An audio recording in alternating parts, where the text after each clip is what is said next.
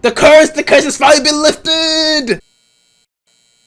Now, as most anime fans already know, when it comes to obviously anime adaptations, Your motherfuckers are malicious! and we talk, whine, complain, cry because like you know for a fact like it's gonna be bad. I did hear about at least one or two of them though. I think it was it Yu Hakusho or was it Full Metal? I think it was one of them. Doesn't matter. What's it Bleach? I digress. Most of the time it's actually pretty bad, and there's rarely a time ever where it will literally be good or even be at least bare minimum decent or something like that. But nevertheless, just a bad track record in general. Now, when I heard when One Piece live action was coming to Netflix, I was a little bit skeptical. I was a little bit scared because I thought it would honestly generally be bad. But honestly, all of those bad feelings, all those bad notions really sort of went out the window when we started hearing words from like Oda himself saying how deeply he's in with the project and how he's generally wants it to be good. He's hounding on everything and nothing goes through without his say. Well, that alone just honestly gave me faith in this project, and I genuinely thought it was going to be good or at least bare minimum decent. But I was pleasantly surprised. Holy fucking shit, this One Piece live action by Netflix is actually top tier. It's really fucking good. Also, I'm obviously going to say spoilers, so if you haven't, go ahead and see the fucking One Piece live action. Go ahead, go watch it, go see it, and have a good old time. Now, as we usually do on this channel, we have the positives and the negatives, but this time I'm going to also put something interesting. Yeah, no, like literally that's the third option, interesting, because I didn't really have any negatives again with this project. It's just like I had a lot of things, so I was like, that's interesting. But I guess I'll just go back and forth with the interesting as well as what I thought was positive about the show. But I think one of the major things that I gotta talk about in the show per se is like the casting. I think the casting is actually amazing when it comes to the show, where you have like everyone that was casting, the Zoro, Nami, Usopp, Yasop, fucking Shanks, Mihawk. Oh my goodness, Mihawk is actually phenomenal in this show. Even though we only see a little bit of him. That's what I'm talking about! That's why he's the MVP! That's why he's the GOAT! But it's still pretty fucking cool. But if I had to choose some of them that I think I appreciate and really like the most, I'll probably say Mihawk. I really like Mihawk's depiction in the show. I love the Arlong's depiction in the show with him and his feelings towards humans just in general, and sort of a little bit hinting at Fishman Island. Just a little bit, just a little hinting. Luffy, that's honestly just like the spitting image of like who Luffy would be, how Luffy would act, and just I guess how he would just be in general. Now moving on to just another positive, right, is just the idea of this show being created in the first place, right? Because again, it's the most unhinged, most ungrounded shit in the world, but they somehow make it work. Like, for example, the power system, I guess, in One Piece of it's like the Devil Fruit, just seeing Luffy's Devil Fruit go a little crazy and his body stretch out. Now, realistically, it should just look pretty corny or look pretty bad, because, like, how would they realistically do it? But they actually make it look extremely well. Like, it's something like I would probably want Mr. Fantastic if you ever had the MCU, if you ever did that. Just please just do it how, I guess, Luffy is, like, doing it. Like, he's stretching his body and whatnot. Another thing I would probably give them a positive is, and then would be, I think some of it's a little bit better than in the manga, right? It's just, like, the fights, right? Now, obviously, most of the fights are obviously way better in the manga, but I'm saying just, like, some of them, like, but the two I'm really talking about is really the Axeman and Morgan fight, where like they have like a little bit of a spout of like them just straight up jumping Axeman and Morgan, which is pretty cool. And then I'll also say probably like the Garp fight as well, even though obviously we don't really have Garp facing Luffy realistically in the manga, but like it's still interesting and cool to watch. But again, that's something that's gonna be interesting that I want to talk about later in the video. Actually, you know what, let's get into all the interesting stuff, right? Like all the interesting stuff that probably just be all the changes, right?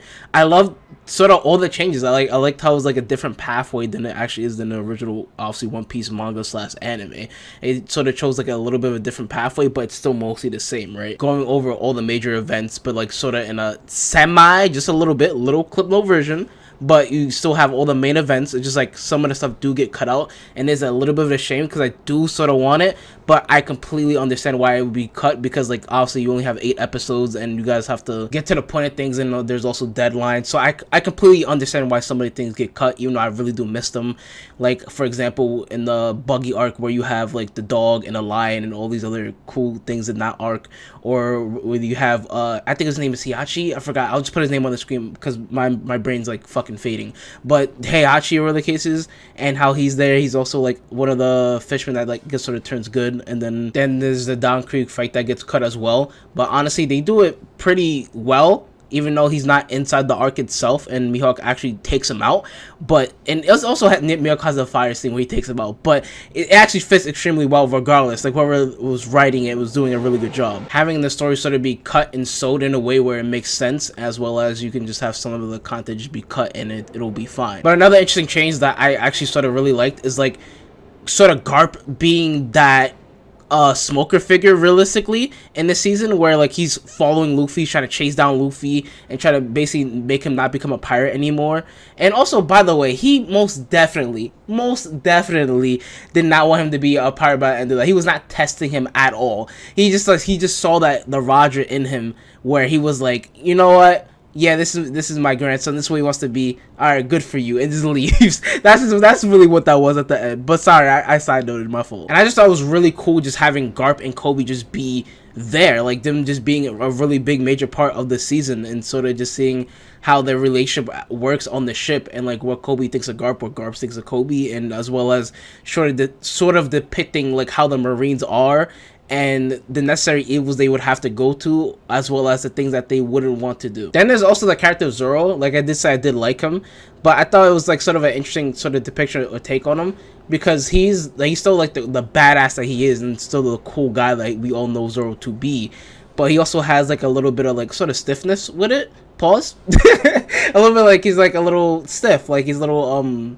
no dry, like some of like the deliveries, like no, like it's good, but like he's doing it on purpose. It was something I wasn't really like gonna expect from Zoro, but I really like this depiction of Zoro. It's still really good. Also, quick side note, I sort of really like how the devil fruit is sort of just like a cake. Like he's eating it is basically just like a little sponge cake instead of like an actual fruit you're chomping on, or the case may be. That was pretty funny. Kobe's act is also another overwhelmingly positive thing in this show, because he really generally shows how much like he doesn't know about the world. I think it was a line by I think Sterling where he like cooks the fuck out of him with this line. Kobe, you may know how to tie a knot, but you don't know shit about how the world works. It's sort of like getting it from like a fresh perspective of like how the world works. But then there's also, I love the hold that Alvida had on Kobe, and how much like of a bad treatment that he had. Like he sort of has that PTSD sort of whiny attitude because of it, and he just is gonna show you how much of a man he's gonna become in the later future of One Piece. And something again, like I said before, I really loved was also the extra fight scenes, right? Like you had the extra fight scene with Shanks, where Shanks is like Shanks and his crew, where they all fight the pirates and whatnot. And it just like it was just like a fun little sequence, and you're just seeing more of Yasop. It seems like he has like a major role to play. You also see like everyone just like going a little crazy, right? And another extra fight scene that I really did love was also the Zoro fighting Mr. Seven, because Mr. Seven really doesn't do anything, I guess, anything crazy in the manga, or the case may be. So I'm 100% down with this change of like changing Mr. Seven who he is, as well as him trying to find Zoro.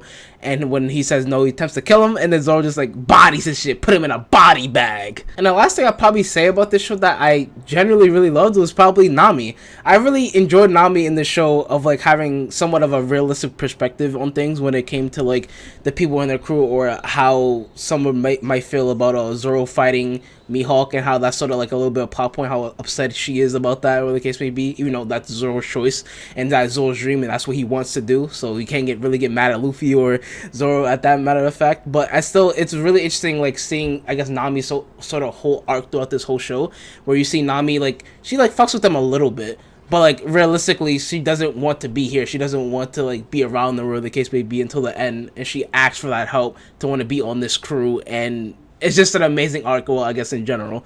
But man, I can't believe they actually made this so fucking way better than my expectations could honestly even be. I want to thank everyone out there for watching, like and subscribing, and go ahead and check out this One Piece, man. Come on, go ahead and check it out. Give it a chance. It's only 1,000 episodes, okay? Alright, goodbye!